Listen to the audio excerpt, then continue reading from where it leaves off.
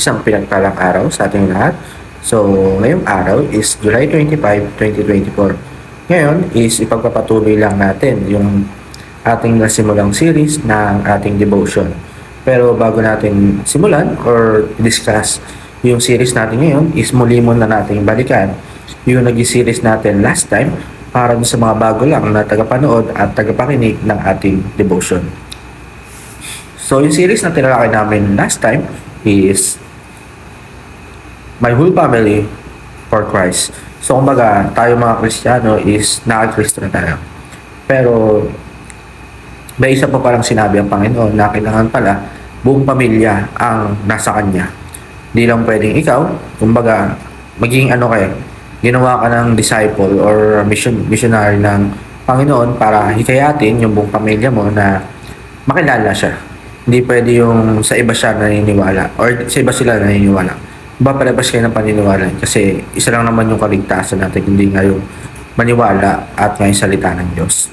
So, yung series na talakay natin yung araw is Essential of Historic Faith. So, yung kahalagahan na ano nga ba yung nangyari nakaraan or yung history na nangyari noon na dapat nating malaman. Yung pinanganak, yung dumating yung si Panginoong Kristo dito sa mundong natin, yung nagkaroon na yung mga disciple, yung mga nag-missionary, yung mga father, yung mga dati na dapat nating malaman. Kagaya nga ng mga nakasaad sa Bible na ngayon na tinatalakay natin at nagbabago sa atin or nag-iiwan sa atin ng mga pagbabago na dapat nating malaman na ano nga ba yung tama. So,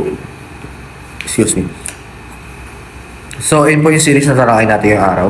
So, yung Bible verse na talakay natin yung araw is Ephesians chapter 2 verse 8 to 9. So, ang sabi dito, For by grace you have been saved through faith, and this not from yourself is the gift of God, not by works, so that no can be boast. So, sa Tagalog, sapagkat sa biyaya kayo iniligtas, pamagitan ng pananampalataya, ito ay hindi pamagitan ng inyong sarili. Ito ay kaloob ng Diyos. Hindi sa pamagitan ng gawa, upang sino man ay upang mapagmalaki. So, sinabi lang dito na ang pinaka-point lang dito is hindi tayo na-save dahil nga sa sarili natin. Na-save tayo dahil sa ating pananampalataya at sa ating Panginoon. Na-save tayo dahil naniniwala tayo sa Panginoon. Kung di man tayo naniniwala, baka nga wala na tayo sa mundong ito. Pero dahil nga sa paniniwala natin at naniniwala tayo sa Panginoon is na-save tayo gamit yung ating pananampalataya. So, sa una nating katuruan, salvation is by grace through faith in Christ. So, salvation na binigay sa atin, yung ating kalayaan, yung tayo kaligtasan is naligtas nga tayo, di ba? Sabi nga, for by grace you have been saved through faith. Nga, di ba? Naligtas tayo gamit yung ating pananampalataya sa Diyos. Salvation is a free of God. Hindi ito binabayaran.